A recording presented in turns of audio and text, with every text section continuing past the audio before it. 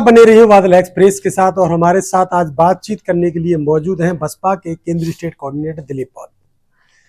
क्योंकि भिंड जिले ही नहीं मध्य प्रदेश में चल रहे तमाम बहुजन समाज पर अन्य अत्याचार को लेकर बसपा 13 नवंबर को एक बड़ा आंदोलन करने के लिए जा रही है, जिसके साथ ही भिंड में तमाम घटनाएं जैसे पेशाब कांड आपने सुना हो, उसके बाद एक पास में एक और गांव है, वहां पर एक व्यक्ति की हत्या कर दी गई थी। उसके साथ तमाम छोटे मोटे जो अत्याचार बढ़ रहे हैं बहुजन समाज के लोगों पर, खासकर SC ST OBC माइनॉरिटीज के लोगों पर, गरीब लोगों पर जो बढ़ रहे हैं, उनको लेकर बसपा 13 नवंबर को एक बड़ा आंदोलन करने के लिए जा रही है। इसके लेकर हमारे साथ दिलीप बौद्ध जी हैं, और किस प्रकार का आंदोलन है और साथ ही साथ कितने लोग पहुंचने वाले हैं, ऐसी तमाम बातों के साथ उनसे बात कर रहे हैं। तो क्या कहेंगे प्रभारी जी? देखिए, 13 तारीख को जो आंदोलन बहुजन समाज पार्टी को करने के लिए मजबूर होना पड़ा है, उसमें आपने देखा हो एक महीने के अंदर जिले में 1 दर्जन से ज़्यादा घटनाएं दलितों, पिछड़ों, गरीबों के साथ हुई हैं, जिसमें पेशाब कांड जैसा बहुत बड़ी अमानवीय घटना हुई। इसके साथ ही रायपुरा में जो हमारे एक युवा साथी था, उसको बेरहमी से पीट के मार दिया गया, और उल्टा पुलिस के वहाँ का जो थाना प्रभारी है, उसने दूर से दलों से, जो सत्ताधारी दल हैं, नेता, उनके दबाव में आकर के हमारे पीड़ित परिवार के 10 लोगों पर फर्जी मुकदमे, जो उसमें कुछ ऐसे लोग हैं जो विदेश में रह रहे हैं, मतलब एकदम मतलब ये कहें कि एकदम झूठा प्रकरण हमारे लोगों की आवाज़ दबाने की नीयत से कर दिया गया। यही घटना एक हबीपुर में हमारे एक अनुसूचित जाति के भाई की हत्या कर दी गई, उसमें आज दिन तक आरोपी गिरफ्तार नहीं हुए। इसके साथ ही हमारी जिले में कोसड़ है, वहाँ पर कुशवाहा समाज की महिलाओं पर गोलियां चलाई गई। ये जिले में तमाम आए दिन पुरानी गढ़िया का मामला, वहाँ पर दलितों को घर से पीट के भगाया गया, गांव खाली करवा दिया गया। ऐसी तमाम जिले में आए दिन घटनाएं जो घटित हो रही हैं, इन घटनाओं से आहत होकर के माननीय हमारे पार्टी के केंद्रीय कोऑर्डिनेटर माननीय रामजी गौतम साहब ने आदेश किया कि बहुजन समाज पार्टी के लोगों, आप लोग ये बता दो कि बहुजन समाज पार्टी आदरणीय बहन जी के कार्यकर्ता भी जिंदा हैं, और हम लोग इस प्रकार से अन्याय अत्याचार नहीं देखेंगे, और अगर हमारे लोगों पर जुल्म होगा तो बहुजन समाज पार्टी आंदोलन करेगी। इसी के तहत हम लोग 13 तारीख को यहाँ पर एक महा आंदोलन करने जा रहे हैं, जो टोटल संवैधानिक रूप से हम लोग अनुशासन में रहकर के उस आंदोलन को करेंगे। कितने लोग होने वाले हैं इस आंदोलन में? जिस प्रकार से आप लगातार प्रचार कर रहे हैं, सोशल मीडिया हो चाहे धरातल हो, आपने लगातार काम, आपका एक लंबे दिनों से करीब 10 से 15 दिन ये प्रचार बड़ी तेजी से वायरल हो रहा है। कितने लोग आप बुलाए जा रहे हैं या फिर अपने आप जनता चल के आ रही है? कितने लोग आने की संभावना है? देखिए, पहले तो हमें ज़्यादा समय नहीं मिला, ये मात्र 5 दिन की तैयारी का आंदोलन है, और इसमें हम लोगों ने कोई वाहन तो लगाई नहीं, हमारे पास कोई वाहन है। हम कार्यकर्ताओं से अपील कर रहे हैं, कार्यकर्ता खुद पूरे जिले में भय करते हैं। वैसे तो पूरे मध्य प्रदेश में दलितों, पिछड़ों और आदिवासियों को जिस प्रकार से शोषण किया जा रहा है, निश्चित तौर से पूरे प्रदेश में जंगल राज कायम हो गया है, और उसका उदाहरण मध्य प्रदेश के भिंड में भी तमाम घटनाओं का एक उदाहरण आपको पता है। पेशाब कांड जैसी घटना, आपके दमोह में मूत्र कांड कर। कौन लोग हैं? क्या सरकार का साजिश है लोगों का? लेकिन जब हमने इनकी बैकग्राउंड निकलवाया तो ये भारतीय जनता पार्टी के मंत्री के समर्थक लोग बताए जा रहे हैं, कुछ कांग्रेस के समर्थक हैं, जैसे लाहौर में वहाँ का पूर्व विधायक है, मंत्री रहा है, उसके समर्थक ने हमारे 9 तारीख को हमारी रैली से, जब आदरणीय बहन जी की लखनऊ में रैली थी, उससे वापस आने के बाद भी हमारे लोगों पर हमला किया। जब उनका पता किया तो वो कांग्रेस के कार्यकर्ता थे। बहन जी की रैली से वापस लोग जब आए, उनको क्या लगा कि मतलब कारण क्या रहा उसके पीछे? उन्होंने कहा कि भाई तुम लोग BSP में जा रहे हो, और हम लोग कांग्रेस में तुम लोग देना चाहिए, क्यों BSP में जुड़ रहे हो तुम लोग। और उन्होंने इतना कहते ही उनकी मारपीट कर दिया, जातिगत गालियाँ दी बहुत अभद्रता से। उसमें हमारे 1-2 लोग तो इतने सीरियस, एक का फ्रैक्चर हो गया हाथ, एक की आँख डैमेज हो गई। डर है कहीं ना कहीं? बहुत डर तो है ही है। 9 तारीख के बाद कांग्रेस की तो पूरी तरह से जो पोल थी वो खुल गई है, और भारतीय जनता पार्टी जो जुल्म ढा रही है हमारे लोगों पर, और लगातार अन्य अत्याचार और संविधान पर जो उनके लोगों के द्वारा तमाम प्रकार के अनर्गल टिप्पणी की जा रही हैं, हमारे महापुरुषों को अपमानित करने वाली टिप्पणी की जा रही है, इनसे आहत होकर के हमारे लोग अब पुनः बहुजन समाज पार्टी की तरफ लौट रहे हैं। और बड़ी तेज़ी के साथ मैं गांव जा रहा हूं, लोग अपने आप बुला रहे हैं, फ़ोन करते हैं कि सर आइए आप। तो लोगों में एक आक्रोश भी है, लोगों में एक पश्चाताप भी है कि हम लोगों ने अगर बसपा को वोट दिया होता, बसपा का साथ दिया होता तो आज इसलिए हमको दिन देखने को नहीं मिलते। निश्चित तौर से बसपा फिर से बहुत तेज़ी से मजबूत हो रही है और मुझे भरोसा है कि इस बार आदरणीय बहन जी के नेतृत्व में पूरे देश में बहुजन समाज पार्टी बहुत मजबूत है। कौन कौन सी मांग रहने वाली है खास तौर से? देखो, पहली हमारी मांग है कि जो रुद्र प्रताप हमारा एक रायपुरा का युवा साथी था 28 साल की उम्र का, उसको पीट पीट कर जो मारा गया, उसके अपराधियों को पकड़ाया। अभी तक मात्र 2 पकड़ पाए, बकाया के फरार हैं। उसमें अभी उन्होंने जो नाम दिए थे वो जुड़े नहीं।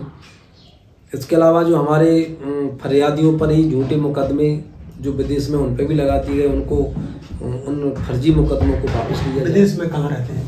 वो नेपाल में है। नेपाल में रहते हैं। क्या काम करते हैं, ऐसा कुछ जानकारी ली है? वहाँ कोई बिजनेस है, किसी फैक्ट्री में कोई काम कर रहे हैं वो लोग। वो इस समय मौजूद नहीं है? नहीं है। कब से नहीं? वो काफ़ी दिन से नहीं है। उन्होंने अपना पूरा लाइव लोकेशन भी भेजा और मीडिया और पुलिस को भी भेजा। और यहाँ पर FIR कर दी गई उनके नाम? हाँ, और वही तो एक विडंबना है कि मतलब इतना सत्ता के दबाव में वहाँ पर जो वहाँ का TI है इतना दबाव में है कि वो मतलब हमारे लोग। TI कौन है? कोई शर्मा है, राघवेंद्र शर्मा है, पता नहीं कौन है। तो वो मतलब बड़े पैमाने पर वो जाति द्वेष के कारण हमारे लोगों को के साथ भेदभाव कर रहा है। उसकी हमने उसको लिया है और उसको खिलाफ भी हमने शिकायत की है। पुलिस की व्यवस्था से संतुष्ट नहीं? नहीं, पुलिस की व्यवस्था तो के अलावा यहाँ पर जो प्रशासनिक जितनी भी व्यवस्थाएं टोटल फेल हैं। पुलिस में जो TI हैं वो निश्चित तौर से थानों को यहाँ पर ठेके में चलाया जा रहा है, अवैध वसूली की जा रही है, अवैध धंधे करवाए जा रहे हैं। तमाम प्रकार के यहाँ पर आप आए दिन देख रहे होंगे, शराब हो चाहे अवैध हथियार हो, यहाँ पर तमाम प्रकार की जो असंवैधानिक कार्य हैं वो किए जा रहे हैं। और तमाम बड़े पैमाने पर झूठी FIRों का एक बड़ा धंधा बन गया है। यहाँ पर TI हैं वो झूठी FIR करने के 50-50 लाख रुपए लेते हैं, झूठी FIR कर रहे हैं। लगातार इस प्रकार का यहाँ का माहौल बना दिया गया है कि। और कौन सी मांग रहने वाली है? तो मांग आपने बताई, इसके अलावा क्या है? इसके अलावा हमारी मांग है कि जो हमारे जो जिस साथी के साथ ज्ञान सिंह जाटव को मूत पिलाया गया है, उन आरोपियों को पकड़ गया है, लेकिन उन पर NSA नहीं लगा है और अभी भी उनके परिजनों के द्वारा धमकियाँ इधर से दिलवाई जा रही हैं। तो उसको एक तो 4 एकड़ गार्डन सुरक्षा और उस पर NSA लगाया जाए, ये हमारी मांग है। इसके साथ ही जो हमारे बसपा कार्यकर्ताओं के साथ मारपीट की गई थी, उनको हमारी मांग है कि उनको गिरफ्तार किया जाए। आज दिन तक गिरफ्तार नहीं किया गया, बल्कि वो खुलेआम सोशल मीडिया पे धमकी भरी वीडियो डाल रहे हैं, वीडियो बना के डालते हैं और धमकाते हैं हमारे लोगों को। इस प्रकार की तमाम पूरा डूमना में हमारे लोगों को कुल्हाड़ी मार दी गई, उस पर FIR की, लेकिन अभी तक उनको गिरफ्तार नहीं किया गया। अतरसुमा में हमारे लोगों के साथ मारपीट की गई, अभी तक गिरफ्तार नहीं किया गया। और हमारे पुरानी गढ़िया में हमारे पूरा गांव खाली करा दिया था, आज दिन तक FIR की गई, लेकिन उनको गिरफ्तार नहीं किया गया। न ही अभी तक उनको प्रोटेक्शन कोई ऐसा दिया गया, मुआवजा नहीं दिलाया गया। जिनका घर लूट लिया गया था, सामान लूट लिया गया था। ये सारी तमाम जो ज़िले में अन्य अत्याचार की घटना है, उन सारी चीज़ों को लेकर के हम लोग 13 तारीख को शांतिप्रिय ढंग से अनुशासन में रह करके पूरे संवैधानिक तरीके से विरोध प्रकट करने जा रहे हैं। किसके खिलाफ मतलब किसके मांग करने वाले हैं? राष्ट्रपति से, राज्यपाल से, किसको? हम महामहिम राष्ट्रपति महोदय और महामहिम राज्यपाल महोदय के नाम से ज्ञापन सौंपेंगे, जिसमें हमारे पार्टी के सभी कार्यकर्ता, जिला जोन के साथी उपस्थित रहेंगे।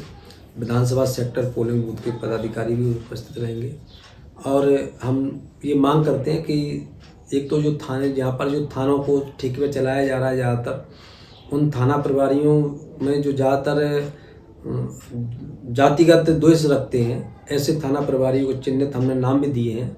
इनको चिन्हित करके इनकी जांच करा करके इनको तुरंत वहाँ से हटाया जाए, इनको ज़िले से बाहर भेजा जाए। इसके अलावा जो हमारे लोगों को लगातार महापुरुषों को अपमान किया जा रहा है, एक कोई मिश्रा करके है, कोई ग्वालियर से यहाँ पे आके धमकी दे रहा है हमारे लोगों को। और तो और यहाँ पर एक जाति के विशेष के कुछ असामाजिक तत्वों द्वारा एक हमारी जाटव समाज के लोगों का बहिष्कार करने का, जो संविधान में सीधे सीधे संविधान को एक धज्जों लाने का एक फरमान जारी किया गया कि जाटवों के साथ इनको ऐसा करो, इनको बहिष्कार करो, इनको रोटी, इनको धंधों नहीं मत दो, इनको निकलें, इनको जूते मारो, इनको ऐसा प्रताड़ित करने वाली, मानसिक रूप से प्रताड़ित करने। प्रशासन ने इसमें कोई कार्रवाई नहीं की अभी तक? नहीं, पुलिस प्रशासन अगर कार्रवाई करता तो आज ये हालत नहीं होती। अभी डेली प्रतिदिन मैं देखता हूँ एसपी महोदय पता नहीं कितने लाचार हो गए हैं कि मतलब उनसे जब कहता हूँ, मैं देखता हूँ, ये कह करके वो फ़ोन काट देते हैं। मुझे लगता है उन पर बहुत ज़्यादा राजनीतिक दबाव आ गया है, इसलिए वो ज़्यादा कुछ करने की मुझे नहीं लग रहा कि क्षमता रखते हैं। कलेक्टर महोदय भी आए, नए आए हैं, उनको भी हम अवगत करा चुके हैं, लेकिन उन पर भी राजनीतिक दबाव है, तो वो भी ज़्यादा कुछ कहने सुनने की उसमें नहीं है। तो मुझे लगता है कि अब हमारे पास सिर्फ एक रास्ता था संघर्ष का, इसलिए फिर हम लोगों ने मजबूर होकर के 13 तारीख को ये आंदोलन का ऐलान किया और हम लोग पूरे शांतिपूर्ण ढंग से इस आंदोलन करने जा रहे हैं। बहुत बहुत धन्यवाद। तो पुलिस प्रशासन की इस व्यवस्था को लेकर बसपा बड़ा आंदोलन करने के लिए जा रही है। तमाम ऐसी व्यवस्था है जहां पर जातिवाद के आरोपों के आधार पर शोषण किया जाता हो, जहां पर जातिवाद के आधार पर न्याय दिया जाता हो, और जहां का पुलिस प्रशासन अगर जातिवाद के आधार पर न्याय करता हो तो वहां की व्यवस्थाएं फिर लचर बनेंगी। इस प्रकार से गुंडा माफिया को संरक्षण मिलता हुआ नजर आएगा। इसलिए दिलीप बौद्ध जो कि केंद्रीय कोऑर्डिनेटर हैं, उन्होंने स्पष्ट रूप से जो आरोप लगाए हैं वो कहीं ना कहीं बहुजन समाज के लोगों के प्रति ज्यादा अच्छे साबित नहीं हुए अभी तक। पुलिस प्रशासन की व्यवस्था हो चाहे प्रशासन की व्यवस्था हो, चाहे पेशाब कांड हो, चाहे वो गढ़िया के रहने वाले व्यक्ति की हत्या हो, या फिर उससे पहले भी कई ऐसे कांड हैं जिनमें अभी तक किसी प्रकार की कोई कार्रवाइयाँ नहीं हो पाई हैं। राजनीतिक दबाव में पुलिस प्रशासन जो काम कर रहा है उसको लेकर बड़े सवाल हैं। इस रिपोर्ट में आपका कुछ कहना है, कमेंट बॉक्स में राय देना ना भूलें। बहुत बहुत धन्यवाद।